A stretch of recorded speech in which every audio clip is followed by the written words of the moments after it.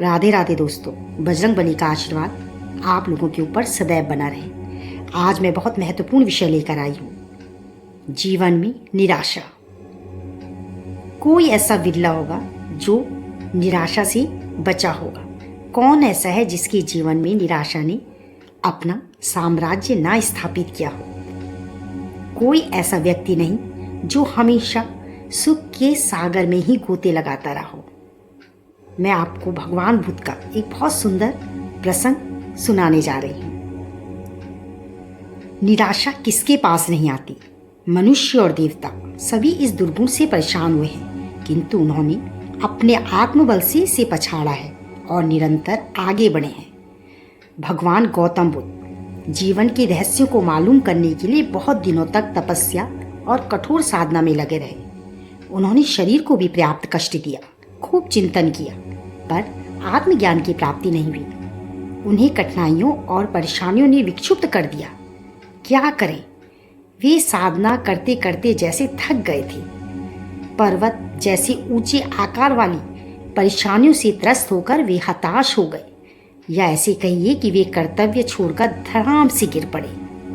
अब मैं और अधिक कठिनाइयां सहन नहीं कर सकूंगा। मैं मानवता के सुख और समृद्धि के लक्ष्य को छोड़ता हूँ। ये कायरता के शब्द उनके मन में लगातार घूम रहे थे। उन्होंने अपनी तपस्या बीच में ही छोड़ी और घर लौटने का निश्चय किया। वे मन ही मन कह रहे थे, मैं व्यर्थ ही इतनी परेशानियों में पड़ा रहा। मैंने जीवन के रहस्य को मालूम करने में बहुत समय नष्ट कर दिया, पर हाय, हाथ तो कुछ भी नहीं लगा। इतना समय, परेशानी, शारीरिक और मानसिक कष्ट सब व्यर्थ हो गया। अब सब मुसीबतें छोड़ता हूँ। निराशा, अविश्वास और पराजय की कायर भावनाओं ने उन्हें विक्षुब्ध कर दिया। वे लौटकर वापस अपने घर को चल पड़े। लड़खड़ाते कदमों से वे वापस आ रहे थे। मार्ग में उन्हें प्यास लगी। जल पीने के लिए वे एक झील के किनारे गए। जल पिया, विश्राम किया, मन कुछ ठंडा हुआ तो सामने एक अजीब दृश्य देखा। एक नन्ही सी गिलहरी झील के जल में अपनी पूंछ भिगो भिगो कर पानी बाहर छिड़क रही है।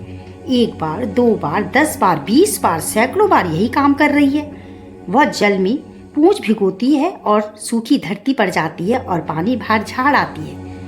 उन्हें उससे बातें करने की बड़ी उत्सुकता हुई। प्यारी गिलहरी, तुम ये क्या कर रही हो? तो गिलहरी बोली, इस झील के पानी में मेरे बच्चों को बहाकर मार डाला है, उससे बदला ले रही हूँ। झील को इस प्रकार सुखाकर ही छोड़ूंगी। उसने फिर अपना काम पूर्ववत शुरू कर दिया। बुद्ध बोले, झील को सुखा रही हो, बिना किसी बर्तन के पानी बाहर फेंक रही हो। तुम्हारी छोटी सी पूंछ में भला कितनी बूंदें सूख पाएंगी? तुम्हारे इतने छोटे शरीर, थोड़े से बल और सीमित साधनों से भला कैसे ये विशाल झील सूखेगी? इसमें ना जाने कितने युगों का समय लग जाएगा। तुम्हारी आयु ही कितनी है? इतना बड़ा काम है और इतने सीमित साधन, सब व्यर्थ होगा। व्यर्थ क्यों? अपनी शक्ति का अपव्यय कर रही हो। तुम इस झील को कभी खाली नहीं कर पाओगी। गिलहरी निर्भयता और दृढ़ता से भगवान बुद्ध की ओर देखती है और बोलती है, ये झील कब खाली होगी या नहीं होगी मैं नहीं जानती, ना मुझे कोई परवाह। मैं दृढ़तापूर्वक सिर्फ अपने काम को करती रहूंगी। श्रम करना, लगातार अपनी लक्ष्य पूर्ति में लगे रहना, कठिनाइयों का सामना करना और अंत में विजय प्राप्त करना मेरी योजना है।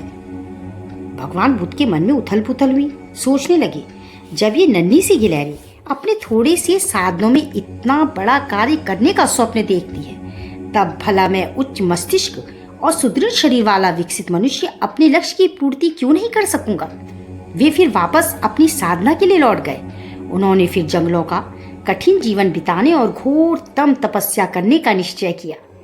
एक दिन वे अपने लक्ष्य में सफल होकर ही रहे।